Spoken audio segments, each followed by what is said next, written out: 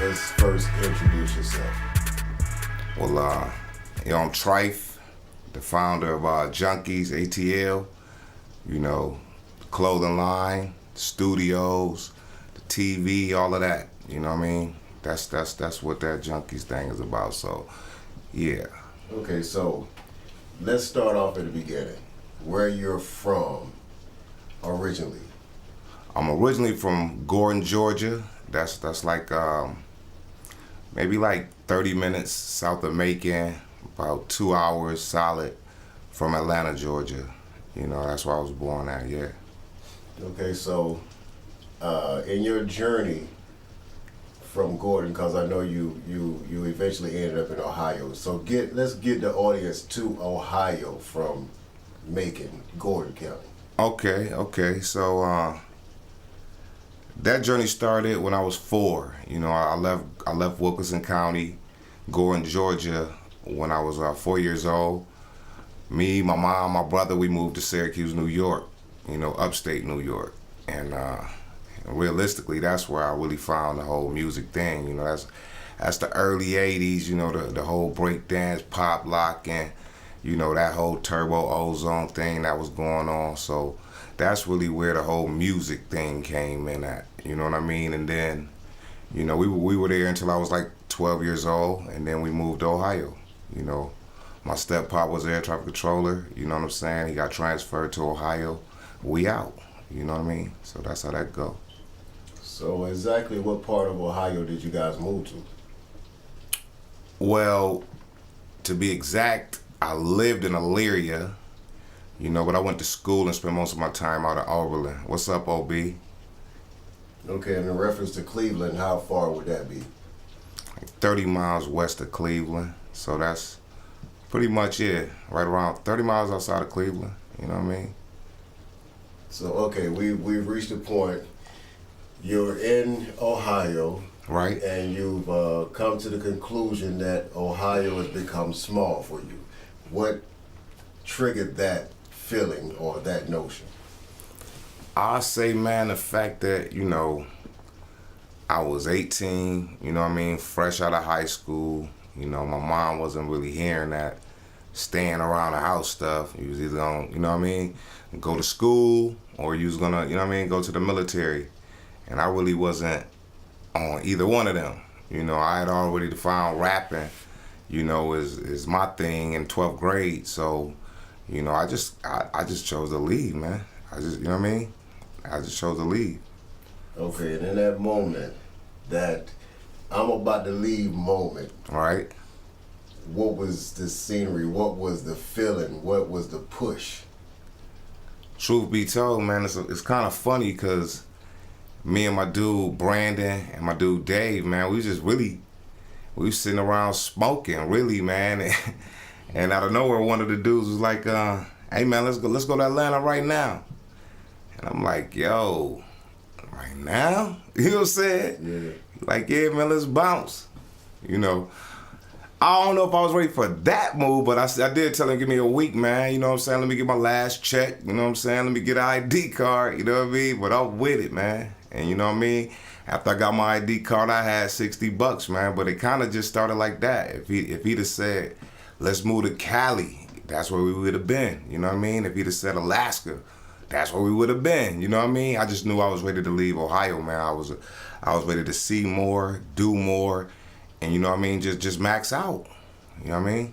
So y'all don't have any relatives available? You just we out? Well, like I told you before, I got people who live south of here. So you know what I mean? Gotcha. Never once was that was really my goal to go there, you know what I'm saying? Even though on several occasions I had to, regroup, because coming down here 18, you know what I mean? I ain't had nothing, man. I had $60 in my clothes and trash bags, you feel me? That's how I came down here, so I knew if all else failed, I can go down the road, regroup, come back up, you know what I mean? And that's pretty much how that went. But I do got family down here, you know what I'm saying, to answer the question. When you guys arrived in Atlanta, right? What was the thought? What was, where are we gonna stay or what are we gonna do next? Well, first off, man, like coming down here, I just remember like listening to damn Biggie, Everyday Struggle, the whole ride. You know what I mean? But I was charged up, man. You know, I'm young. I wasn't scared or none of that. I put the fear behind, man. You know, the faith. My faith has always been 100. You know what I'm saying? So that was my main thing. I was like, yo, regardless of what, I'm gonna make it. You know what I mean? And I ain't going back. You know what I mean? So that was the whole thing. But you know, it was really rough in the beginning, man. I'm not gonna lie. You know, shoot, there was times we had to, man. Shit, I remember sleeping in the car. We ain't have enough bread to, you know what I mean, get a hotel room. So shit, you know, niggas thugged it out in the RX-7. You know what I mean? You know, we just 3 niggas in that mug. You know what I mean? Yeah, with the hatchback on that baby. car. Yeah. So yeah, we thugged it out though, man. You know, took a little bit of time, you know, put the ones and twos together, you know what I'm saying? And in time, you know, we had a crib of our own, you know what I mean? Some young niggas. So as far as the creative side of things, music and what came about from moving from Atlanta, the pros of moving from Atlanta, where did that started to progress at? All right, I'll have to take you back to Ohio for this. Like, okay, so you know, me and my man had started a little rap group up there. You know, it was my man Mel Lee. We had started a little rap group. And we was already, you know, fucking around at the radio station. He had a little show, you know what I mean, on the college station. You know what I'm saying? So we was already getting kind of acclimated to how the whole music shit go. But I'm not gonna bullshit. When I came to Atlanta, I was opened up to a whole nother world of this shit. You know what I mean? For the first time, I met an actual producer. And matter of fact, it happened really fast because 2 doors over from where my man's aunt stayed in Atlanta, it was just his little friend was over his house, you know what I mean? And he was like, yo, my brother rap. I'm like, word? I'm like, yeah, I rap too. So he was like, man, why don't you come over here? I was like, fuck it, you know what I'm saying? That's what I came to do, you know what I mean? So yeah. I'm about to let it go. I got to show him what I do. And I was nice with it too. But it was the first person I met down here was actually a fucking producer, man, on some real shit. His name was Wiz, dope. I mean, the boy did a lot of work, you know what I'm saying? He did work, shit, for a lot of people at this time. But I was just amazed that he knew how to make beats. You know what I mean? We was used to rapping on B-sides, you know what I'm saying, of records, you know what I mean? So out of this relationship with Wiz and the people who you met initially when you came, what was the product of those relationships? Like I said, it happened fast, man. You talking about like damn near like my second day down here. I'm meeting a producer. Matter of fact, it was a group of dudes inside of the house that he was outside of. You know what I mean? He was like, he heard me rap. I spit a verse I just wrote, and he was like, yo, come inside real quick. Come inside. And so he introduced me to all these guys, you know what I mean? Right away. I mean, my dude Van, my dude C, and I don't think Boo was there. I think we went and found Boo. It was like, I mean, it happened so fast, man. I went inside, we got the rapping, you know what I'm saying? Let them hear me, they let me hear them, blah, blah, blah. It was like, yo, fuck it, you rocking with us, man, shit. Then they took me in the car, introduced me to a nigga named Boo, you know what I'm saying? Another nigga named Big Mike, you know what I mean? Mike, dope singer, man, classic vocals, man, on some real shit. Best vocalist, male vocalist I ever known, you know, basically just who normal, ain't really got a deal or nothing like that at this time. He was nice, man. So you guys would later form a group as well, correct? This is true. Like I said, me and my dudes from Ohio, we had got a crib or whatever, man, and it was damn near like a dream come true for me because shit had happened so fast. I met people who really serious about this music shit, just like I was. I left home for this, and this shit happened fast. So, you know, we vibed out every day. You know what I'm saying? We vibed a lot with the music. We wrote every day. I mean, just learning shit, man. Discipline. Niggas be right. Niggas had a walk-in closet, man, on some real shit. Niggas had a walk-in closet and a radio in that motherfucker. And you couldn't come out this motherfucker till you had your shit down packed. You know what I'm saying? Thorough shit, man. You know what I mean? So in those times of vibing, of course we was smoking a lot of weed back then because that was the shit. You know what I mean? We coming straight off the chronic days, you feel me? So everybody blowing, I'm talking about, and it was crazy. Niggas had shit, piles of shit, or just around at all times. Like niggas was just smoking. You know what I mean? Smoking and writing every fucking day. You know what I'm saying? Sound like my kind of friends. Oh yeah, man. So okay, now you guys are writing, you guys are you're rapping, you're putting together songs, material. So whatever happened with the group and the material that you guys came up with? Well, before we get there, man, I do remember this, man. I remember, hitting spots up. We start performing and shit, man. You know what I'm saying? We would hit like Club Illusions, any open mic, we was in that shit, you know what I mean? And the networking back then was just like way crazy, you know what I mean? Cause you could meet a fucking music exec right there in the club, and they was actually still sending A&Rs to the spots to meet, new talent. And it's weird, man, because every time I got off that stage, man, I ain't gonna lie, man, niggas was getting at me. You know what I'm saying? The likes of Rowdy Records, you know what I'm saying? I remember they trying to get at me, and they had Monica at the time, and they had Illegal. But I ain't even know what to do with it. I ain't gonna lie, man. I just met these dudes, and we vibing, and we just kept that shit moving. But what ended up happening was my dude Yago's one of the dudes who was coming around, Florida boy, you know what I'm saying? And he was like his pop got some ties to a dude with some bread, you know what I'm saying, and his family, and he may want to invest into the shit, you know what I'm saying? So goddamn, we like, let's do it, you know, make it happen. And that's pretty much what happened, man. Yago introduced us to his father, you know what I'm saying? And shit, his dad was like, shit, I want to record y'all. Let me get some footage of y'all doing that shit y'all just did. So shit, we recorded that shit, man, on some real shit. Me and the group, City Slickers, you know what I'm saying? That was the name of the group. We sent that shit to Florida, man, I ain't gonna lie, about a week or two later, it was a nigga coming up for us, man. Nigga named Coach. Raw ass nigga, man. Fast Lane Productions. Shout out to Coach and Lynn too, for real. These people kind of changed our lives. You figure, man, we like 18, 19 years old on some real shit. And I just remember Coach coming in. Matter of fact, I think the dude had on like a mink. You know what I'm saying? He had a full length mink on. You know what I'm saying? No. Matter of fact, he had a short jacket on. That's what he had. He's a mink jacket.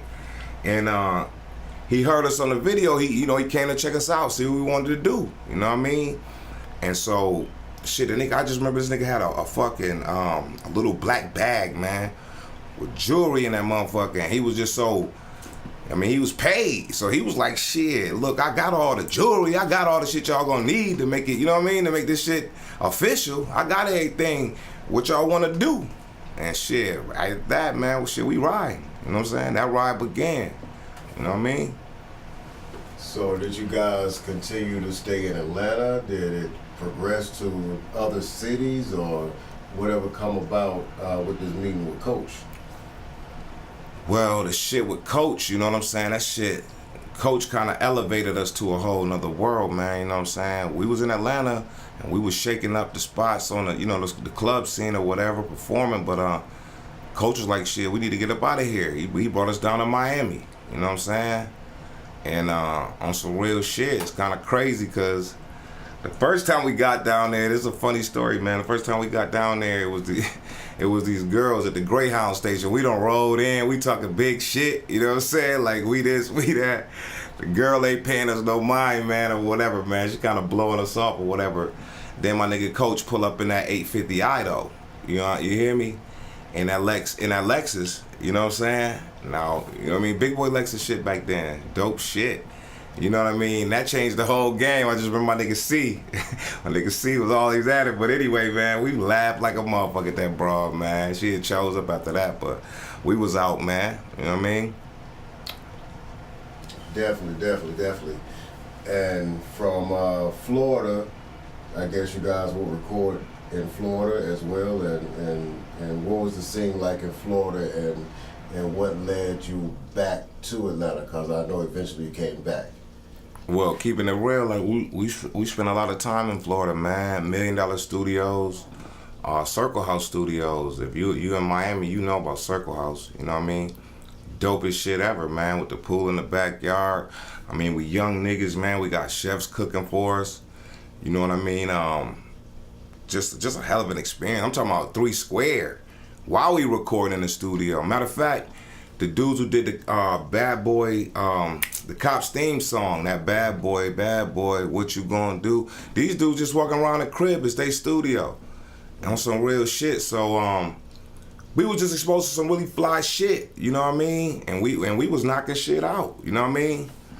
So we did a lot of recording down there. We did some recording with P-Man Sam too. Rest in peace to P-Man Sam. You know what I mean? Yeah, but we used his studio also. You know what I mean?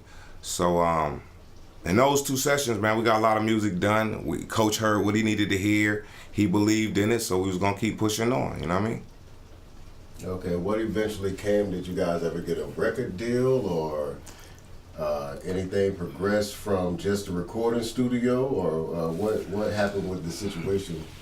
Well, honestly, man, that's almost still a mystery in a way, to be perfectly honest, man. You know, I just know, you know, on some crazy shit, man, one of the dudes in the group, man, did something foul, man, try to like, he violated my dude, Coach, you know what I'm saying, on some bullshit. And Coach was a real dude to us, man, on some real shit. We had it all, man, on some real shit.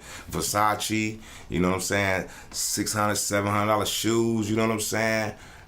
Dude was good to us, man, but somebody in the group violated him, man, and I ain't gonna even flex, man. I still to this day don't know who did it.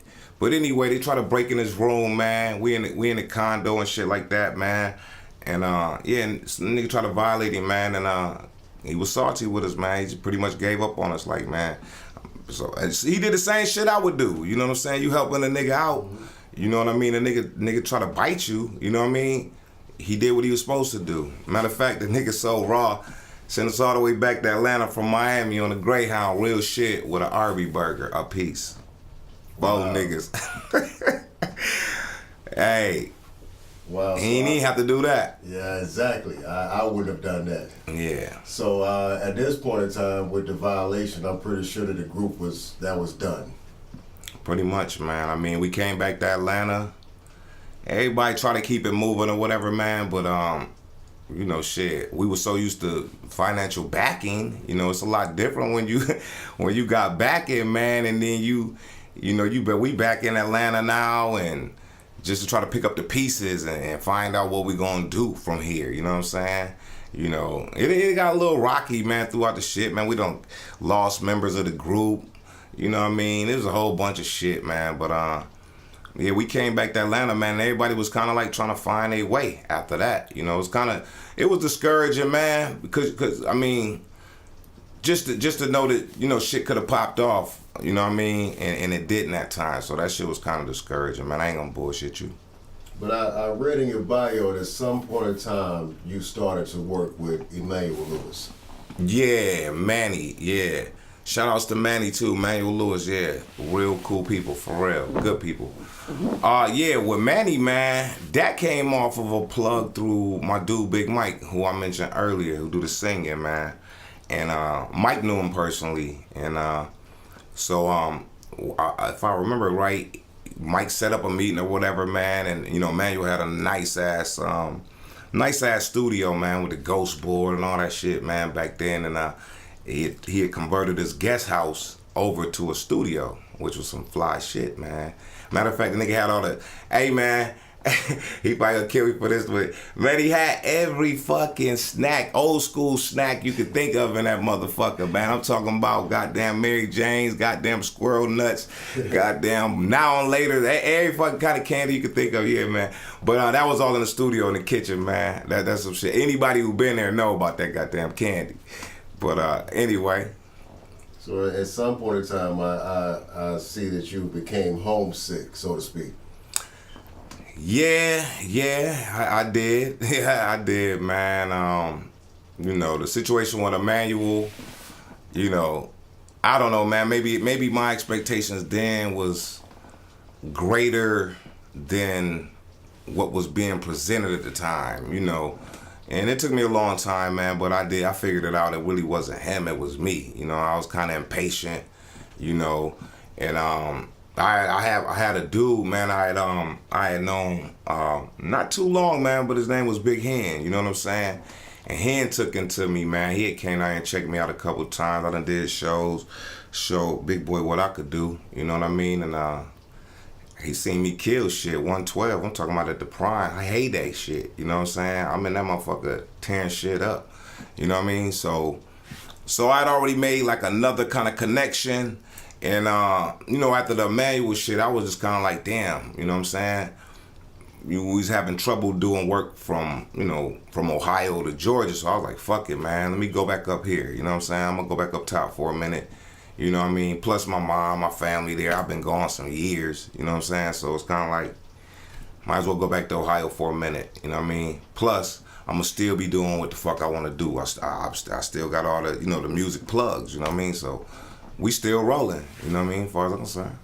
So when you got back to Ohio from being in Miami, being with the likes of Emmanuel Lewis, what was the scene in Ohio with the your music career, and where did it lead you while you was in Ohio?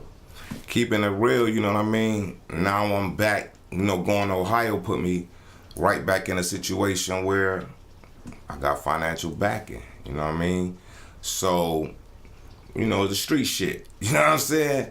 So this was more like, you know, every level of the money I've been around by up to now has been different levels. You got different levels of money, you know what I'm saying? You got different personas with the money, but my dude in Ohio, you know what I'm saying? My nigga showed me, you know, fucking with him was like, you know, more than just the gritty street shit, you know what I'm saying? So we formulated this shit called Polish.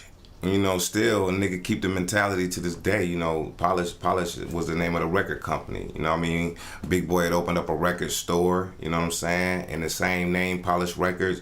And that was the name of the company we was putting together, you know what I'm saying? And oh man, we did it big in Ohio on some real shit. We was all over that motherfucker. I'm in $1 million studios again. Niggas was always at the top on some real shit. I didn't know nothing about little studios. I mean, and shout outs to Big Boy for that, because he did put the best in front of me. You know what I mean? And so I'm recording in Cleveland every day. That was my job. You know what I'm saying? I was producing at this time. You know what I mean? So I would make a song a day just to, you know, make the beat, write the song, drop it the same day, drop it that night. That was the rhythm. You know what I'm saying? And we was able to get a lot of product, you know what I mean, recorded and finalized very quickly in Ohio. And Eventually something would happen in Ohio to change your life forever. What was that? it's kind of crazy, man, because it always happened like this, man. You know what I'm saying? Shit was going marvelous, you know what I'm saying? Marvelously, man. We at the top. Like, you know, we finished the product, we got the album, you know, niggas' names is popping out here. We throwing parties in. Motherfuckers to capacity. You can't even see the fucking floor. You know what I'm saying? And the shit, we was just hot. We was hot up that motherfucker, man. Niggas was having a way. That's what the fuck it is, man. We was having our fucking way. And you know when you having your way a little too much, you know what I'm saying? Motherfucking police don't like that too much. You know what I mean? So that's when the whole shit came crumbling down. You know, our last show, I mean, it was the best shit ever, man. We had a show at this club called Levels, man. It was the best shit ever, man. And shit, not too shortly after that, man, shit, niggas was in cuffs. And the whole shit ended. Just like that. You know Wow. what I mean? So, I mean, was there a situation? Was it? It was definitely a situation. Yeah, they ran down up in the crib and, you know, they found what they was looking for. You know what I'm saying? Big boy stand-up guy forever. Gotta say that, man, because the nigga did some of the realest shit I ever seen a nigga do. And I know most of you niggas would never do that, but he took out right there on the spot. I looked right at him take out. You know what I'm saying? And on some this all my shit. And that's some real nigga shit right there. And to be honest with you, that's some shit I would do if it's my shit. That's why I respect the place so much, man. But yeah, man, they came in, guns drawn, everybody get down, boom, boom, boom, you know what I'm saying? Took everybody to jail, you know what I mean? Even my nigga Hell was from New York, man. Trev, what up? Yeah, he was from New York, man. He was down there just recording with us, man. They locked him up too, and niggas in there on stupid shit, man. $500,000 bonds and shit like that, man. And yeah, all over the front page shit. You feel me? You know, the Chronicle Telegram, Morning Journal. You know that's the Illyria paper and the Lorraine paper. You know what I'm saying? And you probably could find that shit if you look it up, man. But hell yeah. You know, Big Boy was jammed up with even bigger bond, you know what I'm saying? But they found what they was looking for in there, and it is what it is, man. Now niggas gotta sit down. Okay, now, not to get into the particulars of the case, but now you're sitting down, you're in jail, you haven't been sentenced, correct?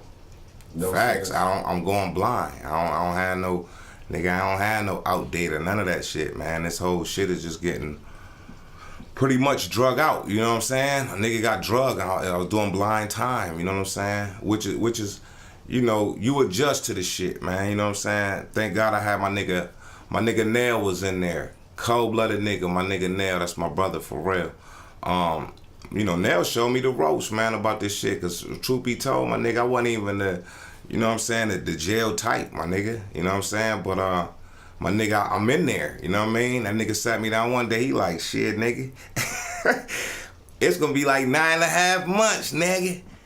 You know what I mean? We here. So get comfy. So yeah, it wasn't until my nigga told me that. I'm about 2 weeks in when he told me that shit, man. But yeah, once my nigga said that shit, man. And it's crazy because I just met Nail fucking like 30 days before this, and we just happened, and Big Boy introduced me to him. Big Boy was like, yo, wait till you meet this dude right here, man. You gonna like this dude. He gonna like you too, cause y'all vibes similar or whatever. So yeah, man, it was crazy because I end up in the same pod as the dude. Me and him had a 6-pack on the outs together. That's how I met him, and now we in this motherfucker doing more than a 6-pack. You know what I'm saying?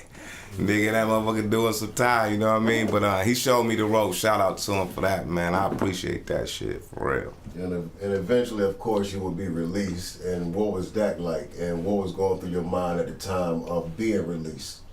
Well, first off, man, the whole jail shit, man, if you utilize that shit correctly, you could come out of there with some positive results, you know what I'm saying? So when I was in there, man, no bullshit, man. Every morning, 4 East 16, if you know that bunk, man. Every morning, it was only windows in the front right there, or that pod. And every morning, man, the sun would shine on just my bunk, on everything I know and love, man. It would shine right on my bunk every day, man. That was kind of like my sign that I took it like a sign that everything was gonna be alright, no matter what. You know what I mean? And yeah, and eventually, man, they called my name. You know. 4E6, Turner Wilburn, 4E16, pack your shit, you going home. Really, they forced me out of there, because you know what I mean? That was some crazy shit too, because I refused to waive my right to a speedy trial. Them motherfuckers, that shit don't mean nothing, man. They kicked me out of there, man, on $100,000 personal. Facts, my nigga. So now you're out of jail. Right. What's the thought? What's the what now going through your mind? What now? Okay. First and foremost, all the luxury gone. Let's just say that off rip. You know what I mean? You know, it's back to the basics. You feel me? But the basics cool, man, because I'm accustomed to the basics. I know what to do with the basics. You know what I'm saying? So I just know it was a building thing. So now it's to rebuild. You know what I mean? You know, I get probated to my mom's house. You know what I'm saying? I got to do all this fucking court supervised release shit and all of that, all the rigmarole, man. You niggas know what that is. But yeah, so I'm on the outs, you know what I'm saying? But I'm still dealing with this shit, you know what I mean? It's damn near as bad as being in. Only thing different is you out, you know what I mean? But you still being supervised as if you in that motherfucker. But I came home, man, I was just like, fuck this shit, I gotta get some money, you know, so, you know, I went to work. Got a job, you know what I'm saying? I went through a couple jobs, man. I ain't gonna lie to you. Just menial shit, for real. Just get a couple dollars. I wasn't trying to build nothing. I just wanted to get a couple dollars, you know what I'm saying? To buy some time so that the first fucking chance I got, I'm going back to Atlanta. You hear me? Okay, so what led to the journey back to Atlanta? Truth be told, man, I was just So anyway, I ended up with like 3 years probation. You know, everybody, they waited, everybody else got sentenced. Then they took care of like the smaller shit going on with the case. So I get 3 years paper, man. You know what I'm saying? So now I'm still pissed, man, because I really ain't even supposed to be doing none of this shit for real. But you know, it is what it is. But I had to do the papers and shit like that. So now I'm stuck in Ohio. You know, I got a job though. You know what I'm saying? I got a job. You know, I'm just doing the work thing, man. You know what I'm saying? Legit shit. But I'm still fucking with the music. You know what I'm saying? I can't write home to fucking with the music. I'm not gonna lie about that. So, you know, in that jail situation, man, I learned about, you know, when you don't got investors, man, shit, you gotta invest in yourself. And that was right on the time I started really heavily investing to myself. You know, I was buying my equipment, buying my, you know, whatever I needed, throwing my own shows, put my own money up, renting the club, you know. And niggas was looking out for me though. I ain't gonna bullshit you. The prices was crazy. I was able to make some change doing that. Matter of fact, in the weekend shit, I did a show shit. I make more money than I made on my job all week on some real shit. So I just kept it moving with the rap shit, man. You know, all the music me and Big Boy had put out, you know, or had recorded before we got locked up. You know what I'm saying? I was like, fuck it. You know, I'm gonna try to retrieve all the songs we did. They was unmastered and everything, man. I was just like, yo, I just want to put them on one CD just to say that we did some shit. You know what I mean? So that's what I did. I pressed up the CD. It was called The Beginning. Had some dope shit on there, man. You know, classical shit for real. For those who know about it. But I ain't released it on a massive level because I ain't really had the bread to do it. But I did get some copies printed up, and niggas know what time it is for real. You know. That's what's up. And so you're done with the papers. You've continued to do music, and Ohio's become small again.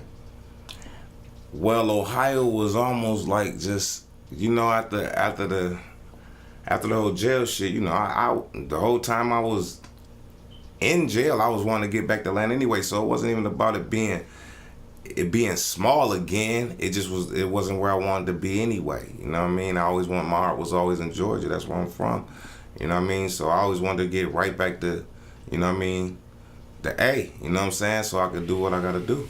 You know what I mean? But so in that process of me working, of course, you know, niggas meet girls or whatever. You know what I'm saying?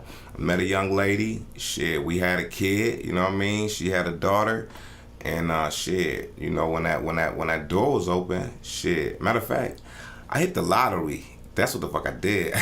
I won like 5 G's. That's what I did. I hit as soon as I got the 5 G's, I was out, man. Get this U-Haul, we out of this baby. You know what I'm saying? And matter of fact, my nigga Nell, real nigga again. He ended up getting out. Came through, helped me load up, and drove and followed me and my family down here. So I came back. I went up to I went up to Ohio by myself, but I came back with a whole family. You know what I mean? And that's where I'm at today. So when you see the pictures of my kids or my wife, you know what I mean? That's what it's about. You know what I mean? That's what I brought back down here so they could see something different. You know what I mean? And be exposed to different shit. Okay, now you've had that experience. You've got a family now. You're on a grown-up level. Facts. And let's get us to Junkies. All right, Junkies. Well, if you know anything about me, man, I'm a creative person. You know what I mean? I love creativity. You know what I'm saying? So whether I'm drawing pictures, you know what I mean, making music, producing music, writing music, whatever, shooting, doing pictures, doing photography, videography, whatever, man. I'm staying active. And Junkies was just something that came about in a funny ass way, man. I'm not gonna lie. I used to fuck around with the lottery, man, and I had played a lot of numbers this day, man, and the wife got kind of pissed at me, man. This is a true story, Junkies, this world was born. She got kind of pissed at me, man, and she was like, you know what, you a junkie. I was like, who the fuck you calling a junkie? At first I took offense to it, man, but then I ain't gonna lie, for the next like half hour I pondered, and I was like, damn, you know what's crazy, man? Everybody a junkie for something, man. You know what I mean? Everybody's really passionate about something, man. Everybody needs something.